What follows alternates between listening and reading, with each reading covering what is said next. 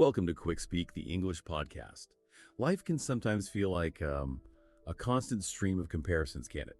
You look at other people's lives, maybe online or at work, even just friends, and, well, it's almost automatic to measure yourself against them. Sometimes that comparison pushes you, motivates you. Other times it leaves you feeling like you're not quite good enough. So today we're going to explore this really common and sometimes difficult human habit, comparing ourselves to others. We want to understand, where does this feeling come from? How does it actually affect us? And most importantly, how can we handle it in a way that helps us instead of, making us feel bad? Our goal here is to look into the origins, the effects on our minds and feelings, and some useful strategies for dealing with social comparison. We hope to give you a clearer picture of this basic human behavior. Okay, let's get started. First off, why do we even compare ourselves at all? Where does this urge actually come from? It's really interesting because this isn't just a new problem from social media or anything. The main idea goes way back, actually, to a psychologist named Leon Festinger in 1954. He talked about something called social comparison theory.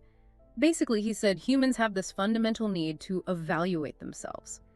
Think about it, if you start a new hobby, let's say, and there's no clear way to know if you're doing well, what do? You naturally look at how others are doing, right? It's like a shortcut our brain uses to figure out where we stand. Ah, okay. So it's like a basic tool for understanding ourselves in relation to others. And there are two main ways we do this comparison, correct? Looking up and looking down. Exactly. There's what we call upward comparison. That's when you look at someone you think is, better off in some way, more successful, maybe happier, more skilled. And then there's downward comparison. That's looking at someone you see as, maybe worse off than you are. Right. And that's where things get a bit tricky, isn't it? Because looking up could be inspiring. Seeing someone succeed might make you think, okay, I can aim for that too. Mm-hmm.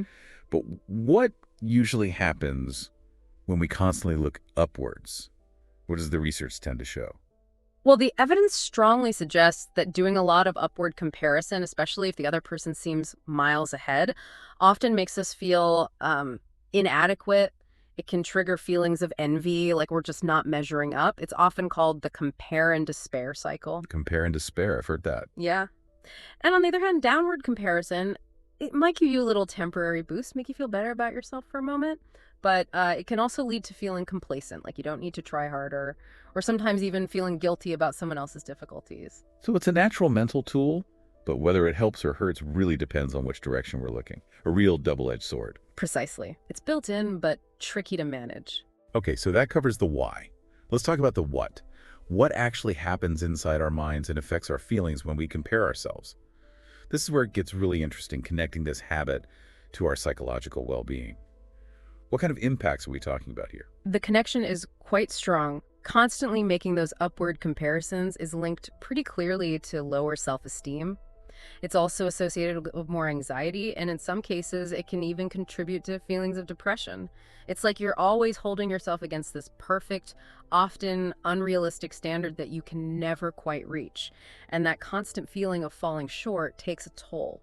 And I gather this doesn't affect everyone in exactly the same way. Some people feel it more intensely. That's right. Personality definitely plays a part. For instance, people who tend towards perfectionism, they often suffer more from comparison. They're not just comparing themselves to others, but often to this impossible, flawless ideal in their own head. That makes sense. An ideal self. Yeah.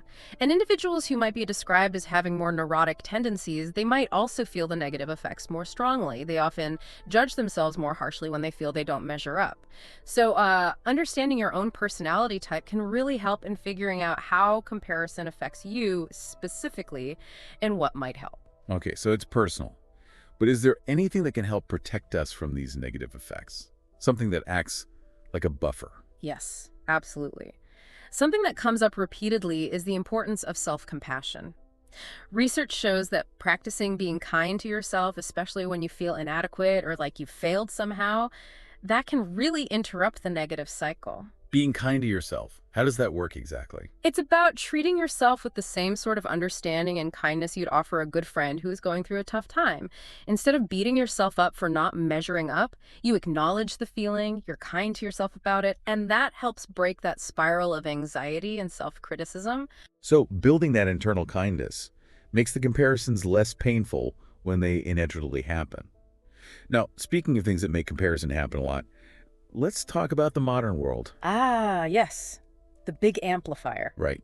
In the past, maybe you compared yourself to people in your town or your workplace, Yeah. a limited group. Mm-hmm. But now, social media has just blown that wide open, hasn't it? How do platforms like Instagram or LinkedIn change the game? It's like taking that basic human tendency Festinger talked about and putting it on overdrive. Social media often presents this constant stream of, well, highlights. People usually share their best moments, right? Their successes, perfect holidays, achievements. Not the boring Tuesday morning or the messy kitchen. Exactly. So what you see is heavily curated. This means we're mostly exposed to upward comparisons and on a scale that's just unprecedented. Because we end up comparing our normal, everyday lives, the good, the bad, the messy, to someone else's carefully selected highlight reel. Precisely. And the way these platforms work, the algorithms often show us more of that aspirational content. Content designed to make us look, maybe even make us want things. This really fuels that compare and despair feeling for many people. It becomes hard to keep a balanced perspective on your own life when you're constantly seeing what looks like everyone else's perfect existence. It sounds quite negative, but is it all bad? Can social media be used differently? That's a really important point. It's not necessarily that social media itself is inherently bad. It's more about how we use it. You can be more intentional. You can choose to follow accounts that feel authentic or genuinely inspiring in a positive way, rather than ones that just make you feel bad. Setting limits on your time, taking regular breaks, maybe even unfollowing accounts that consistently trigger negative feelings. These things help you take back control. So regaining a sense of agency over what you consume online, that makes sense. Yes, shifting from being a passive recipient of comparison triggers to actively managing your online environment. This leads to a deeper point, doesn't it? Oh. About why we might be so susceptible to comparison in the first place. It seems connected to our sense of self-worth. Absolutely. Sometimes a strong tendency to compare might actually signal that our sense of identity or value isn't very solid internally. It suggests we might be looking outside ourselves too much to figure out if we're okay, if we're valuable, using external benchmarks like how we stack up against others to feel worthy inside.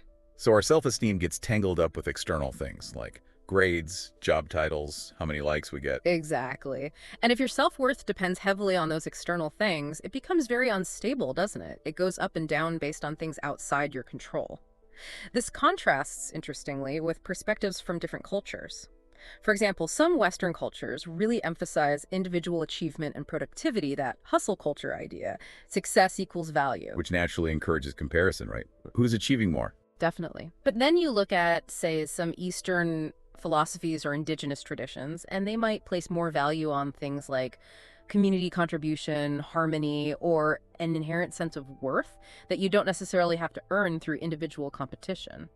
So looking at these different perspectives can offer maybe an alternative way to think about our value, less about external validation. It suggests that true, stable self-worth might come more from inside, from valuing yourself for who you are, not just what you achieve compared to others. Okay, so if we want to build that stronger internal foundation, what are some practical steps people can take? Well, some simple but effective things include maybe keeping a journal focused on your personal strengths, deliberately noticing what you are good at, what you bring, separate from anyone else. Another one is practicing daily gratitude, consciously focusing on what's good in your life, what you appreciate, rather than focusing on what you think others have that you don't. Shifting the focus. Exactly, and also taking time to clarify your core values. What really matters to you. When you know your own priorities, you can anchor your sense of self in living according to those values, which is much less dependent on external comparisons. Right, living by your own compass, essentially. Okay, we've covered the roots, the impact, the social media effect, and the link to self-worth.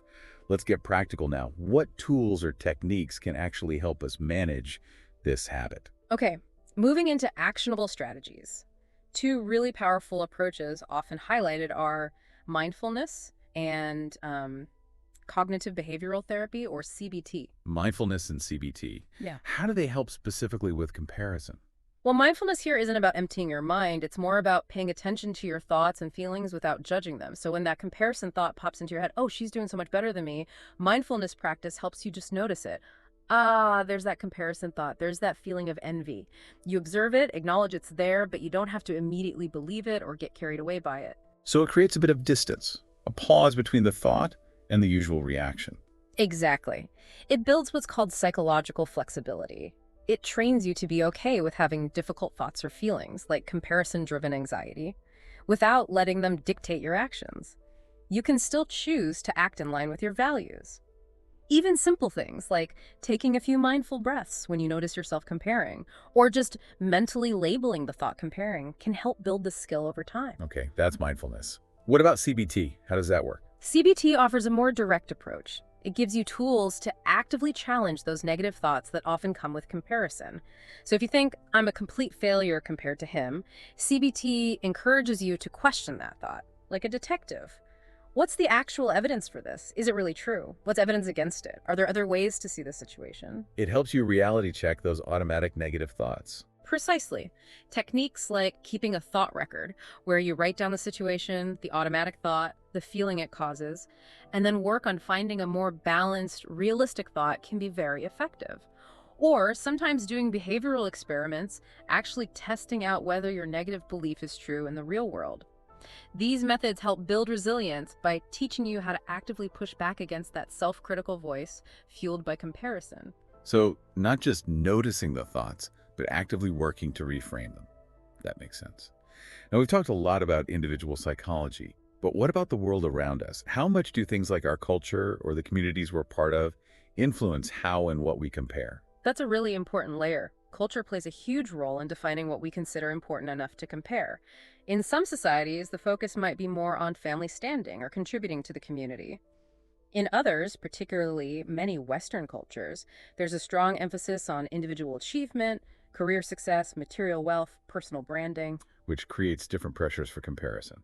Exactly, and with globalization, these different value systems can sometimes clash within us, creating internal conflict about what we should be striving for or comparing ourselves against. That's interesting. Is there also a view that maybe the problem isn't just us comparing, but the structures we live in? Yes, some perspectives raise that point. Is the core issue the individual habit of comparison, or is it perhaps driven by larger societal inequalities?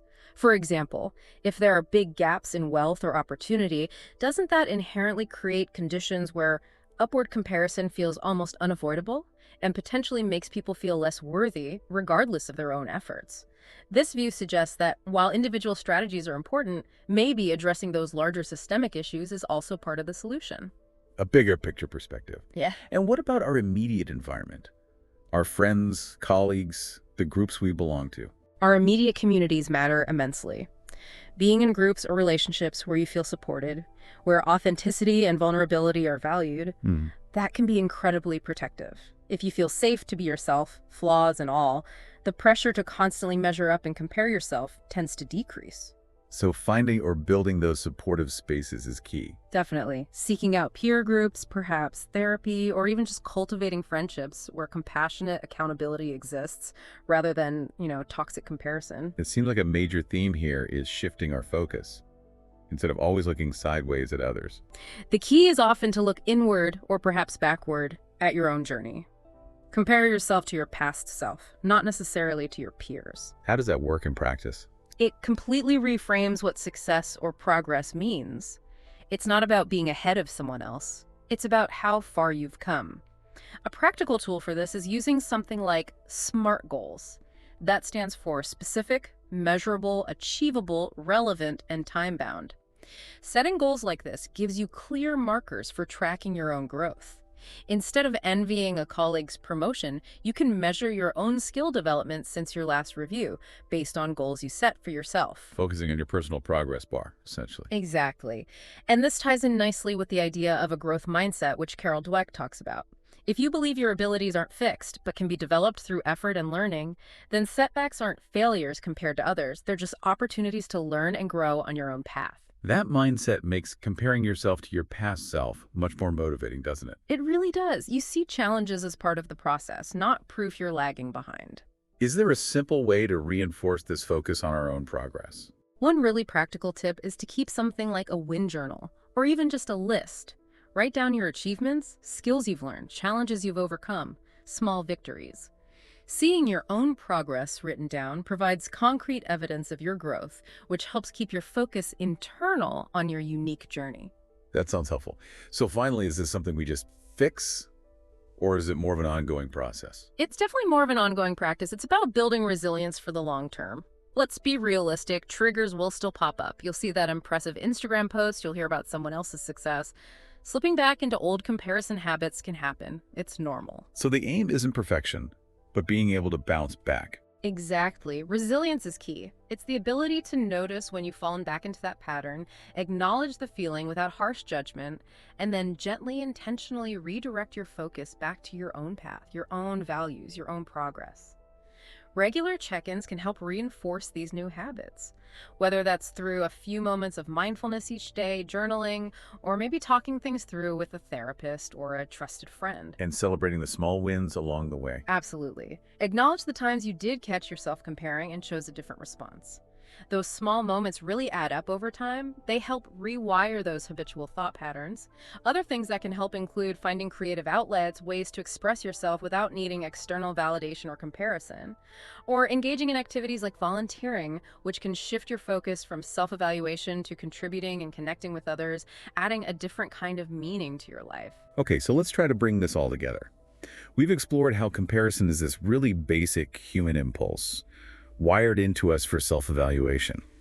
But it's been massively amplified by modern life, especially social media, and it can be closely tied to our feelings of self-worth. Right. But the good news is it's manageable. It's not something we're just stuck with. We have tools and strategies we can use. We've talked about psychological tools like mindfulness and CBT to notice and challenge those thoughts. Yeah. We've discussed practical steps like setting personal goals, tracking your own progress, and focusing on your own journey. And also the importance of cultivating self-compassion and choosing supportive environments that value authenticity over constant comparison. So it seems the overall shift is from constantly judging ourselves based on what others are showing to really valuing our own unique path and progress. Exactly. It's probably not about eliminating comparison completely. That might be unrealistic given how basic the impulse is. It's more about changing our relationship with it, learning how and when to engage with it constructively, and how to disengage when it becomes harmful, turning it from a source of stress into maybe even a tool for self-understanding and growth. So to leave you, our listeners, with something to think about, in a world that constantly shows you what other people have or what they seem to be doing, what if the best measure of a truly successful life isn't how you stack up against others, but simply how fully and authentically you are living your own unique, unfolding story? We hope this discussion has given you some useful insights. To continue your English learning, please subscribe to our channel and visit the website mentioned in the description. You'll find more resources there, including vocabulary lists and exercises based on today's topic. Thanks for listening to Quick Speak.